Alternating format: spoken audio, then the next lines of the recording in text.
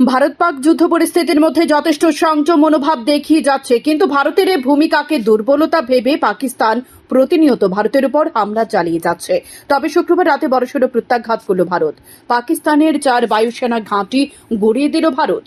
আখনুরের উল্টো দিকে পাকিস্তানের শিয়ালকোট জেলার লুনি এলাকায় থাকা জঙ্গিদের লঞ্চ প্যাড সম্পূর্ণ ধ্বংস করে দিয়েছে বিএসএফ।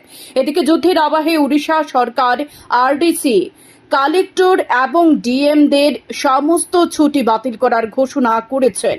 তাদের উদ্দেশ্য দেওয়া হয়েছে যে তারা যেন দ্রুত হেডকোয়ার্টারে ফিরে গিয়ে কাজে যোগ দেন। এ সময় আর কোনো ছুটি অনুমোদন করা হবে না। পাঞ্জাবের ভাটিন্ডায় জারি করা হলো লাল সতর্কতা। জেলার সব বাসিন্দাদের অনুরোধ করা হয়েছে সবাই যেন বাড়িতে থাকেন।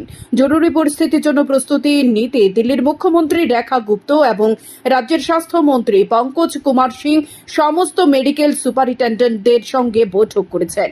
পাক গোলাবর্ষণে নিহত কাশ্মীরের অতিরিক্ত জেলা উন্নয়ন কমিশনার রাজকুমার ঠাঙ্কা সামাজিক মাধ্যমে শোক প্রকাশ করলেন জম্মু কাশ্মীরের কেন্দ্রীয় শাসিত অঞ্চলের মুখ্যমন্ত্রী ওমর আবদুল্লাহ। জানা গেছে পাকিস্তানি পোস্ট এবং জঙ্গি লঞ্চ প্যাডগুলো অর্থাৎ যেখানে থেকে টিউব লঞ্চ এবং ড্রোন হামলা করা হচ্ছিল, ভারতীয় সেনা সেগুলো ধ্বংস করেছে। ভারত গুড়িয়ে দিয়েছে পাকিস্তানের যুদ্ধ বিমানকে। ইতিমধ্যে সে বিমানের পাইলটদের খোঁজার জন্য সার্চ টিম পাঠানো হয়েছে। শান্তন টিভি।